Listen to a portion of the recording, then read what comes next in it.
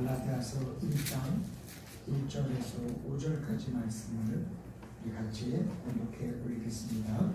사랑하는 예수님도 아니요 사랑으로 말미암는 것도 아니요 오직 예수 그리스도와 그를 주자하면서 살리신 하나님 아버지로 말미암아 사도된 바울은 함께 있는 모든 형제와 더불어 갈라디아 여러 교회에게 우리 하나님 아버지와 주 예수 그리스도로부터 은혜와 평강이 있기를 원하노라.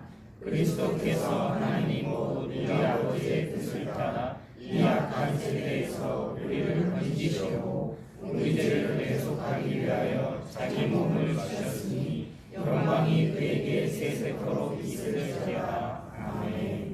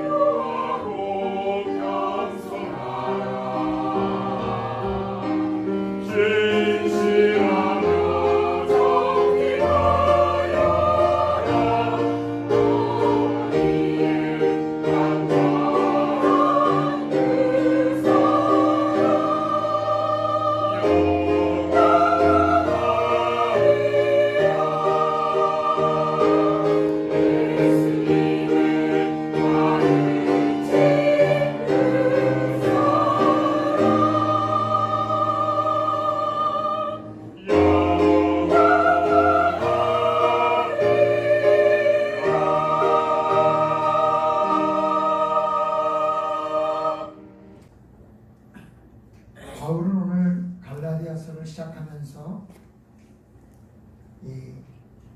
여러 가지 생각을 우리에게 하게 합니다. 특별히 이 갈라디아서는 바울이 쓴 첫 번째 서신서로 알려져 있습니다. 그래서 무엇보다도 바울의 그 복음에 대한 열정, 그리고 정말 이 바울이 하고 싶어하는 그런 이야기가 굉장히 잘 표현되어 있습니다. 바울은 자신이 사도이며 예수 그리스도와 하나님이 세우신 사도라고 자신의 정체성을 설명합니다. 그러면서 갈라디아에 흩어져 있는 여러 교회들에게 안부를 전하면서 그들의 평강과 은혜를 기도하고 있습니다. 갈라디아의 지역에 있는 지금 이렇게 벌교 소망교회처럼 건물이 지어져 있는 교회가 아니라 한 가정에서 예배를 드리는 작은 무리들이 많았습니다. 그 무리들이 흩어져 있었는데 그 무리를 교회라고 보고 그 교회들에게 안부를 전하는데 평강과 은혜를 구합니다. 근데 이때는 그리스도인에게 있어서의 평강은 어마어마한 내공입니다. 왜냐하면 예수를 믿는다는 것 자체가 핍박이고 그리스도인이 된다는 자체가 늘 죽음 앞에 자기 자신을 내어놓아야만 하는 그런 상황 속에서 평강과 은혜를 구하고 있는 것이 얼마나 감사했을까. 우리는 지금 너무 편하니까 평강과 은혜를 구합니다 그러면 네 그냥 그럴 것 같아요. 그런데 우리 선조들이 겪은 일제 앞에서 천황에게 절을 하지 않으면 죽음이 오거나 공산주의자들 촛불이 앞에서 예수를 믿는다고 말하는 것 자체가 죽음을 불러오는 그런 상황에 사는데 외국에 있는 어떤 목사님께서 우리들에게 너희들에게 평강과 은혜가 있기를 원한다 그러면 그 말이 얼마나 우리 마음속에 깊이 쿵하고 오겠습니까? 그래서 이 갈라디아서에 처음에 바울이 인사를 하면서 평강과 은혜를 구하고 있다는 이 말씀이 사실은 그 갈라디아에서 교회를 섬기고 있는 갈라디아에서 복음을 섬기고 있는 갈라디아에서 그 복음을 향해서 같이 기도하고 나아가는 예수를 그리스도라고 고백한 그 사람들에게 있어서는 굉장히 도전적이고 또 굉장히 깊은 그런 감명을 주는 그런 말이었다는 것입니다. 우리에게 그런 것들이 별로 감동이 오지 않을 만큼 우리는 지금 평강을 누리고 있고 은혜를 누리고 있지 않습니까? 우리가 예수 믿는다고 누가 뭐라 그러지 않습니다. 우리가 교회 다닌다고 누가 핍박하지도 않습니다. 그래서 우리는 늘 평강과 은혜 속에 살고 있습니다. 그러니 오늘 이 사도 바울이 갈라디아 교회에게 인사하는 이 평강과 은혜가 우리에게 깊이 오지 않는다. 그 말 자체가 우리는 사실 얼마나 좋은 삶을 살고 있느냐 하는 은혜가 있어야 됩니다. 그러므로 사랑하는 성도 여러분, 우리가 정말 이렇게 편안히 예배드리고 편안히 신앙생활하고 편안히 성경책을 들고 다니고 편안히 복음을 전할 수 있는 이 상황이 얼마나 은혜로운 상황인지 우리가 깊이 깨달으면서 감사할 수 있는 그런 신앙인이 되시기를 주님의 이름으로 축원합니다. 그래서 옆에 분에게 한번 이렇게 인사하시기 바랍니다. 정말 감사합니다. 이렇게 한번 인사하시기 바랍니다. 정말 감사합니다. 얼마나 감사합니다. 갈라디아서는 로마서의 요약본, 그러니까 성경에서의 핵심은 로마서라고 얘기해요. 심장과 같은 서신서가 로마서인데 그 로마서의 요약본 같아요. 이 갈라디아서는. 그래서 이 갈라디아서는 굉장히 중요한 성경입니다. 근데 그 요약본의 요약이 오늘 바로 이 본문의 4절입니다. 근데 이 4절을 더 요약하면 이렇게 요약할 수 있습니다. 그리스도께서 우리의 죄를 대속하기 위해서 자기 몸을 주셨다. 이겁니다. 그리스도께서 우리의 죄를 대속하기 위해서 자기 몸을 주셨다. 그러니까 결국 이 말이 성경 전체에 대한 한마디 요약으로 만약에 뭔가를 얘기해야 한다면 그렇게 얘기해야 될 것입니다. 한번 죄송하지만 저를 한번 따라서 해보시기 바랍니다. 그리스도께서 우리의 죄를 대속하기 위해서 자기 몸을 주셨다. 이 말씀은 강조하고 또 강조하고 또 강조해도 부족함이 없는 진리입니다. 네가 왜 교회를 다니느냐? 그리스도께서 우리 죄를 대속하기 위해서 자기 몸을 주셨기 때문입니다. 우리가 왜 예배를 드리느냐? 그리스도께서 우리 죄를 대속하기 위해서 자기 몸을 주셨기 때문입니다.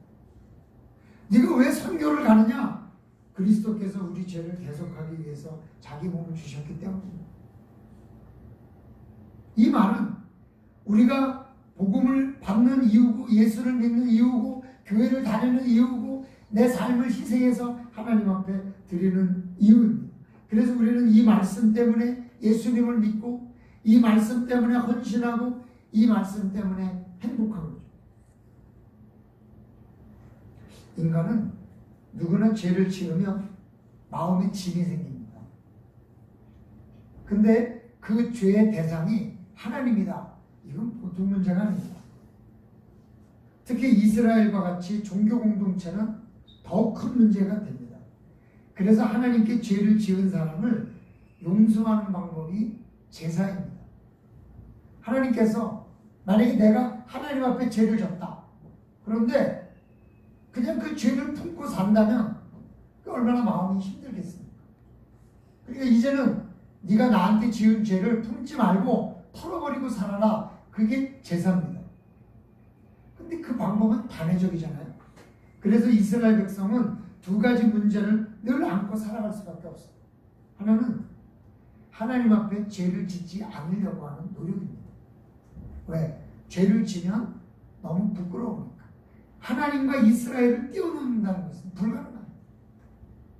그렇기 때문에 이스라엘 백성들은 죄를 짓지 않고 살아가는 것이 하나님의 백성으로서의 정체성을 유지하는 것이라 생각했기 때문에 죄를 짓지 않으려고 아둥바둥 살았습니다.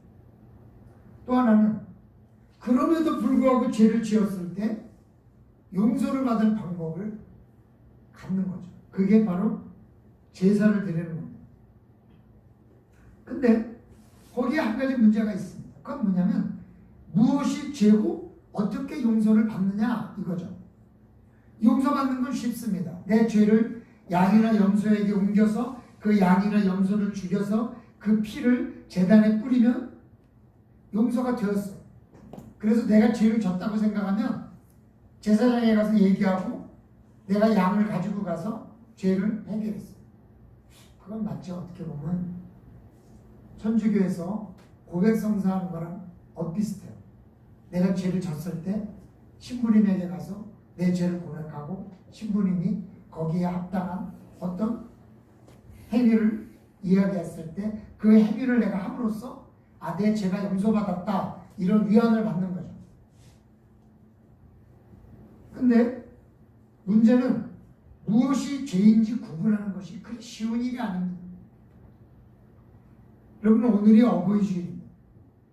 십계명 중 제5계명을 보면 이렇게 말씀하고 있습니다. 내 부모를 공경하라. 그리하면 내 하나님 여호와가 내게 준 땅에서 내 생명이 길리라. 십계명입니다. 내 부모를 공경하라. 그럼 부모를 공경하지 않는 사람은 죄인입니다. 그러니까 부모를 공경해야 합니다. 그러면 어떻게 하는 것이 공경하는 것인가? 만약에 누군가 저에게 어떻게 하는 것이 부모님께 공경하는 겁니까? 그렇게 물어본다면 저는 아마 이렇게 얘기할 거예요. 최선을 다해서 공경하십시오. 그렇게밖에 얘기할 수 없지. 내가 뭘 어떻게 얘기하겠어요. 최선을 다해서 공경하십시오. 근데 그 최선이 뭡니까? 왜냐? 이게 잘한 건지 죄를 지은 건지 알아야 되거든요. 이스라엘 백성.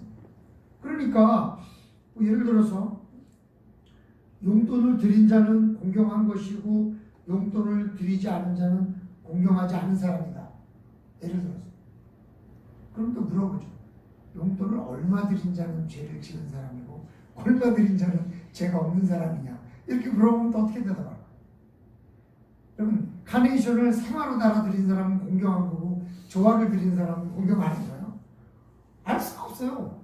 그렇기 때문에 사람들은 항상 관심이 뭐냐? 뭐가 죄냐?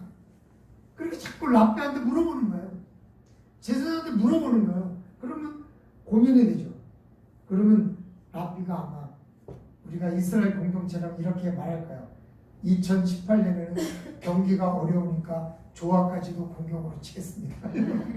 조화를 드리면 공경한 거고 생활을 드리면 뭐 조화조차도 안 드렸으면 공경하는 거다 이렇게 볼지 모르죠. 여러분 죄라는 것이 그렇게 간단해 보여도 절대로 간단하지 않습니다. 안식일에 일을 하지 말아야 된다. 맞아요. 그런데 어떤 것이 일인지가 문제예요. 전화를 받았어요. 일해야 하네요. 텔레비를 켰어요. 일해야 하네요. 요리를 했어요. 일해야 하네요. 이스라엘 법에 보면 전화를 받는 거는 괜찮은데 거는 건 문제가 됩니다.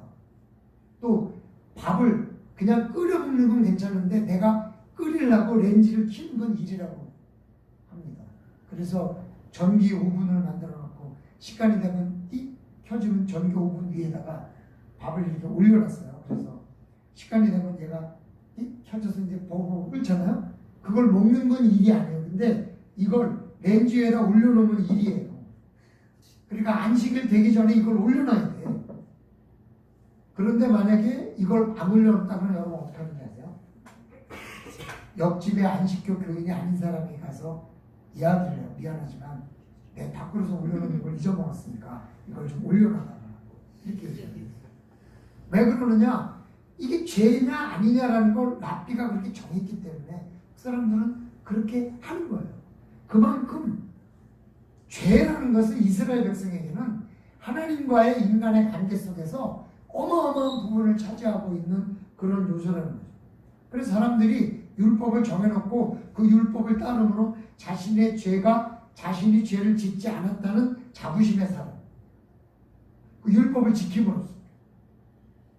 그런데 만약에 율법을 못 지키고 죄를 졌으면 그 죄 지음에 합당한 제물을 드림으로써 그 죄에서 벗어나길 원했던 거죠. 그런데 오늘 말씀에 예수 그리스도께서 그 죄를 대속하기 위해서 대신 속죄하기 위해서 자기 몸을 들이셨다 이렇게 말씀합니다. 이게 얼마나 어마어마한 일이냐. 그래? 율법 안 지켜도 돼? 율법으로 지은 죄는 예수님이 다 대신 지셨어? 그럼 제물을 안 드려도 돼?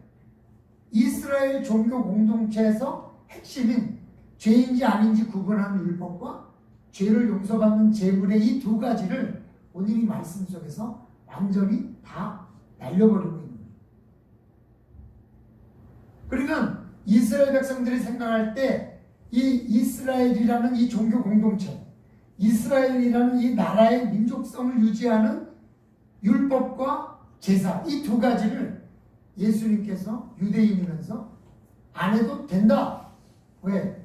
그리스도께서 우리의 죄를 대속하기 위해서 자기 몸을 들으셨기 때문에. 이거는 이스라엘 종교 공동체의 가장 근간이 되는 밑둥지를 그냥 대톱으로 그냥 뿡 잘라버린 거나 똑같은 그런 겁니다.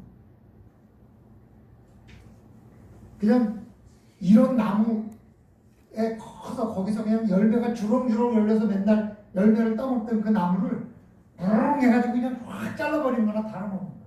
통째로 다 갈라버린 거예요. 그러면 예수님께서는 도대체 왜 그렇게 하셨다고 말씀하시는가? 첫째로 하나님의 뜻을 따랐다. 하나님의 뜻. 이건 굉장히 큰 의미를 갖습니다. 사람들은 자신이 하려고 하는 일에는 자신이 없어하고 때로는 죄의식을 가지기 때문에 내가 뭘 하고 싶다.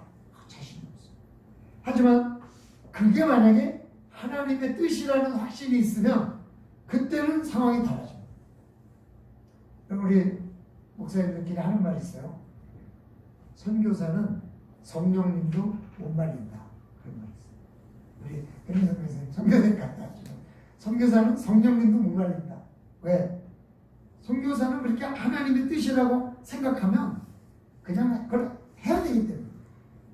갑자기 어느 나라로 가기도 하고 갑자기 무슨 일을 벌이기도 막 합니다. 그렇기 때문에 선교사가 하나님의 뜻이라고 생각하는 건 막을 수 없다. 그건 뭐냐면 누구나 우리는 하나님의 뜻이라고 생각할 때는 막을 수가 없어요. 그럼 기도하다가 갑자기 하나님의 뜻이라고 딱 생각이 됐어요.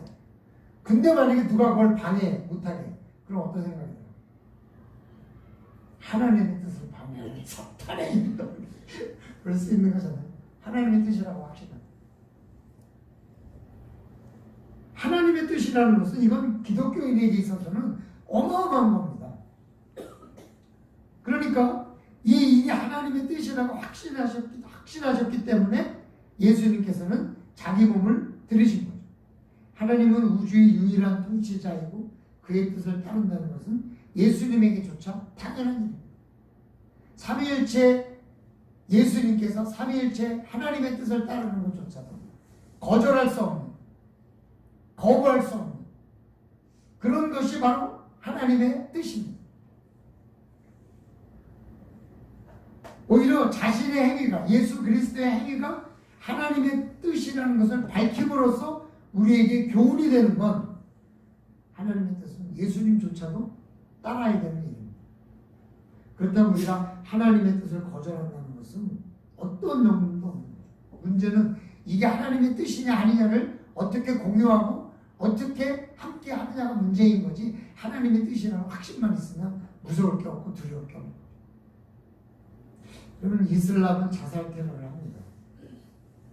그들은 그것이 알라의 뜻이라는 명분을 세워요.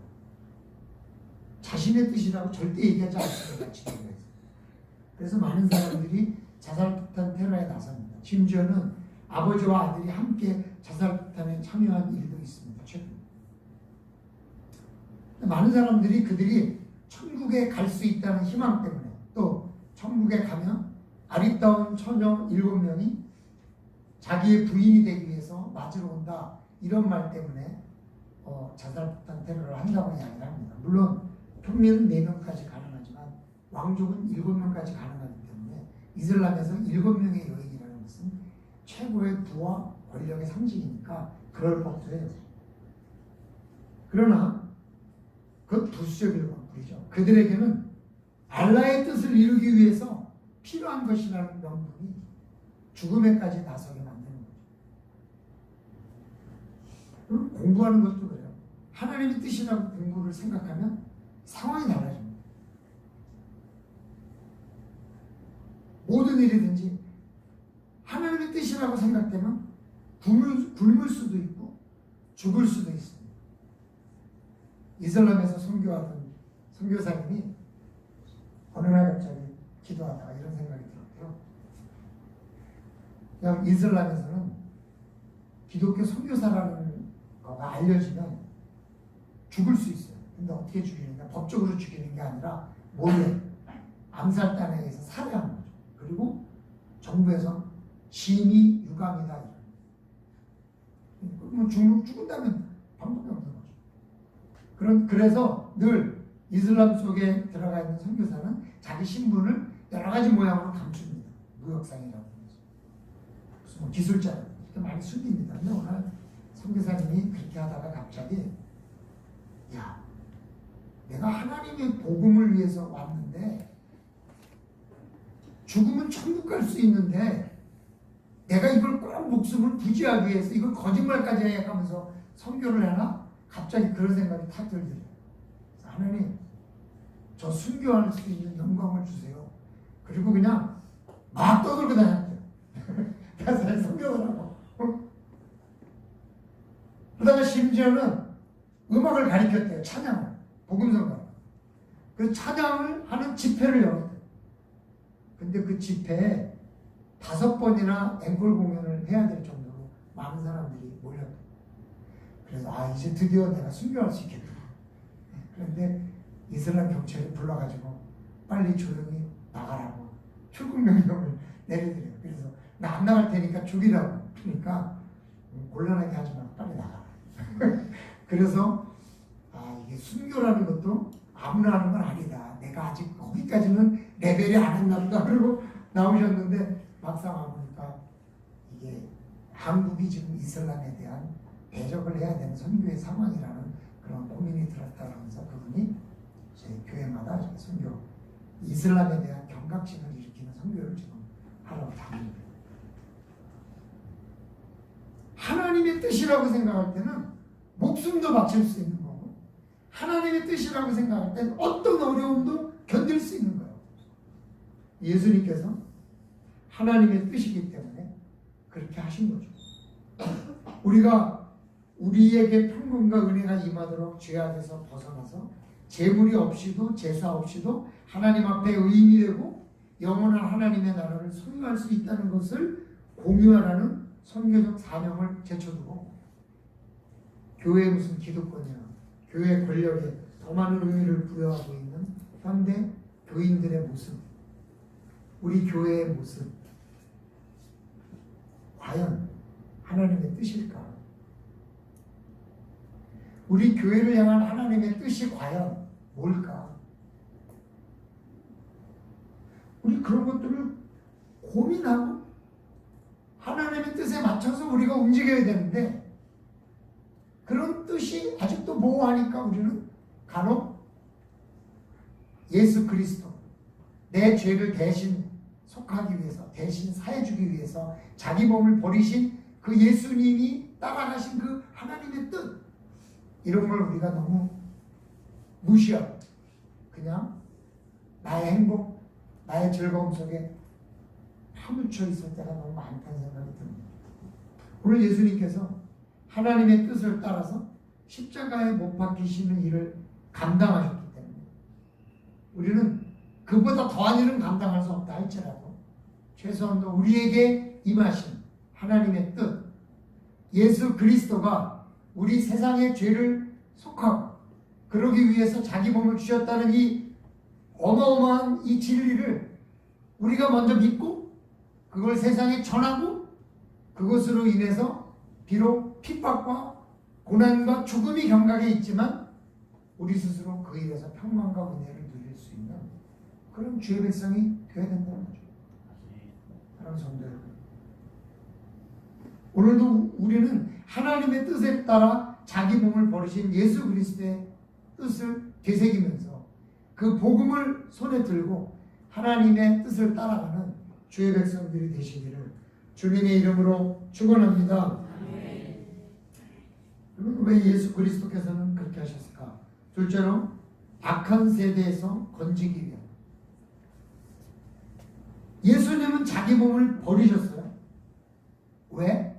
악한 세대에서 우리를 건지시라고. 그럼 악한 세대는 뭐냐? 율법만 지키는 사람들을 말하는 거죠. 율법이 말이죠. 마태복음에 보면 15장에 이런 말씀이 있어요. 하나님이 이르셨을 때 내 부모를 공경하라 하시고 또 아버지나 어머니를 비방하는 자는 반드시 죽임을 당하리라 하셨거든요.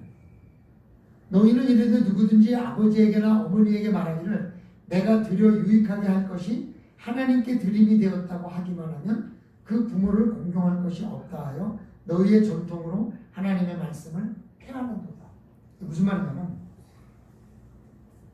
고맙습니다. 영적인 부모라고 저도 이거 주셔서 나이는 안 됐지만 어버이날이라고 해서 너무 감사해요.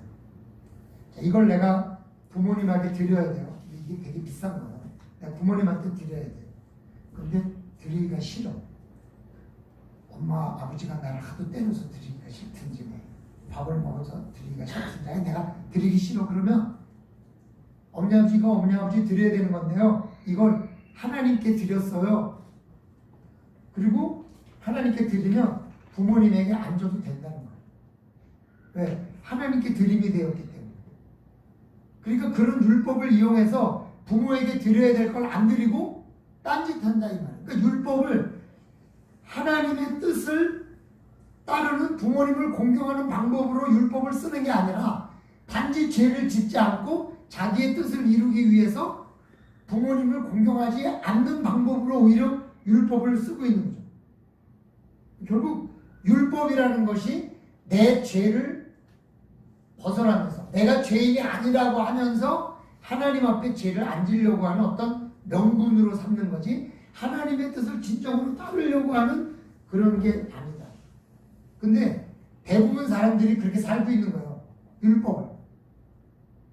율법을 통해서 어떻게 하면 하나님을 더 잘 섬기고 하나님과 더 깊은 관계를 맺을까라는 생각을 하는 게 아니라 어떻게 하면 내가 이 율법을 잘 이용해서 하나님의 죄를 안 지면서도 내가 뭔가를 할 수 있을까? 이런 데 자꾸 쓰는 거죠. 2017년에 헌법재판관이었던 이정미 법관이 하도 급해서 아마 머리를 헤어롤로 이렇게 만들고 내릴 때 이걸 빼고 내려야 되는데 안 빼고 그냥 내려가지고 난리가 났습니다. 근데 신기한 거는 그 이후에 많은 사람들이 해골을 여기다 달고 다닌다. 저는 그런 일이 없었는데 왜? 그 사람 때문에 많은 사람들이 이걸 달고 다니는 게 창피하거나 잘못된 게 아니라 패션으로 인정을 받은 거죠. 많은 사람들이 그렇게 하면요 다 거기에 따라가도 괜찮은 것처럼 생각해요. 사람들.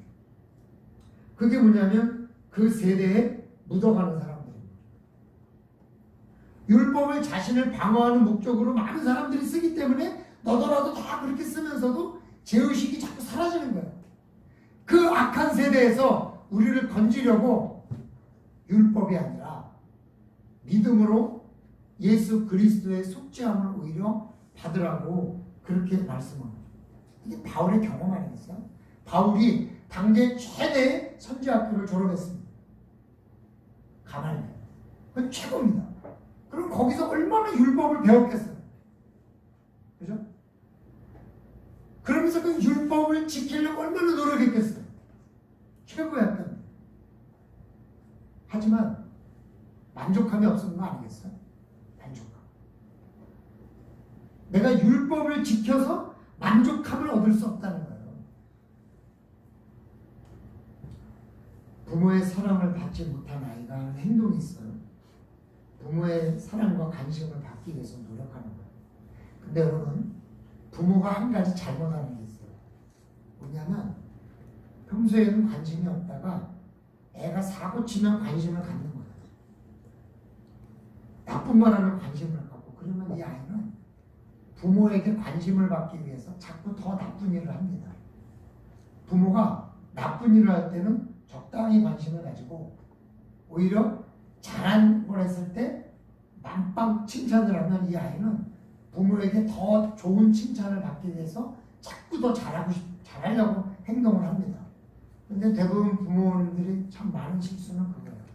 잘할 때는 그냥 조금 칭찬하고 잘못한 것에 대해서는 강하게 질책하면 그게 부족한 아이들은 더 나쁘게 해서 자꾸 부모의 관심을 받으려고 하는 아이들이 있습니다.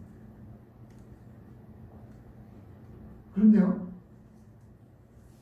그 관심과 사랑이 그 아이를 만족하지 못하게 하기 때문에 저는 율법이 그렇게 비슷하다고 생각해요. 아무리 주의를 한 번도 안 빠져도 공허함이 있을 수 있어요. 아무리 성경을 많이 읽어도 공허함이 있을 수 있어요. 아무리 기도를 많이 해도 공허함이 있을 수 있어요. 아무리 전도를 많이 해도 공허함이 있을 수 있어요. 왜? 하나님의 사랑을 받는다는 그 느낌이 약할 때. 율법으로는 채워지지 않는 게 있어요. 하나님의 사랑을 받았다고 깨닫기 위해서 아무리 열심히 해도 공허함이 있을 수 있어요. 그러나 하나님으로부터 사랑을 받았다는 마음이 채워지면요, 아무리 율법에서 조금 하더라도 그 율법이 이제는 감사를 표현하는 율법이 되지 사랑을 받기 위한 율법이 아닙니다. 그래서 오늘 악한 세대에서 우리를 건지셔서 내가 내 죄를 위해서 대신 졌다. 이게 얼마나 땡큐한 일입니까? 우리가 내 죄에 대한 자각이 없는 사람은 이게 별로 그 평강이나 은혜가 없는 것처럼 그럴 수 있어요. 난 죄를 안 졌다. 결혼을 했어요? 당신 참 행복한 사람이야.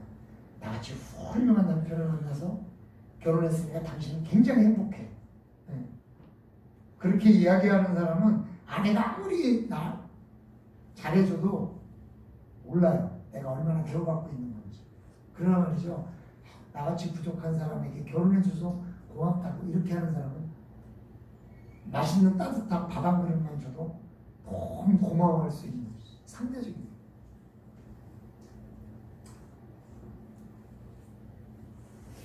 하나님이 우리의 죄를 용서하고 우리를 의인 삼으시기 위해서 당신이 스스로 십자가에 달리시고 자기 몸을 주셨다. 이게 얼마나 큰 사랑인지 우리가 정말 깊이 깨닫기 위해서 죄가 깨달아져야죠. 그래서 사도 바울이 뭐라 그래요? 그러긴 한데 그렇다고 죄를 깨닫기 위해서 일부러 죄를 질 수 있는 건 아니지 않느냐? 그렇게 얘기하죠. 왜? 그건 그렇게 되는 게 아니니까. 그래서 우리는 정말 이 그리스도께서 우리의 죄를 대속하기 위해서 자기 몸을 주셨다. 이 말씀을 들을 때 죄송합니다. 눈물을 펑펑 쏟을 수 있을 만큼 하나님의 사랑이 내 마음속에 들어와요. 정말 그 하나 때문에 내 모든 죄가 사라지고 내 모든 인생의 목표가 달라지는 그런 은혜가 있어요. 그게 갈라디아서의 요약인 거죠. 그런 성도 오늘 하나님의 뜻에 따라 그 율법을 오히려 이용해서 죄를 짓는 사람들의 그 전반적인 흐름 속에서 우리를 건지셔서 우리의 죄를 속해 주시고 우리를 의인이라 해 주시고 그리고 우리의 죄를 대신 갚아 주시기 위해서 십자가에 못 박히신 그 하나님의 역사, 이거 우리가 깊이 깨닫고 그 하나님의 사랑을 깊이 깨닫고 거기서부터 모든 신앙의 출발의 됨을 믿으시고 오늘 예수 그리스도께서 나의 죄를 대신하기 위해서 십자가에 달리심을 더 깊이 감사하고 더 깊이 깨닫는 그런 은혜의 주일이 되시기를 주님의 이름으로 축원합니다. 사랑의 아버지 하나님 고맙습니다. 평안과 은혜를 받을 수 없는 상황 속에서 사도 바울은 평안과 은혜를 구하면서 그리스도께서 우리의 죄를 대속하기 위하여 자기 몸을 주셨다는 이 어마어마한 역사적 사실을 그들에게 가르치고 있습니다. 주님, 우리도 알고 싶습니다. 우리에게 그 사랑이 느껴지게 해주시고 우리에게 그 사랑이 우리의 모든 인생을 바꿀 만한 역사적인 사건이 되기를 원하고 오늘 그 이 역사적인 하나님의 뜻에 따르는 예수님의 순종이 우리의 삶뿐만이 아니라 우리 가족과 내가 아는 모든 사람들의 인생을 바꿀 만한 역사적 사건이 되어지기를 원하는데 우리 마음속에 그 하나님의 뜻이 깊이 새겨지는 귀한 한 주간 되게 도와주시옵소서. 감사드리며 예수님의 이름으로 기도드리옵나이다.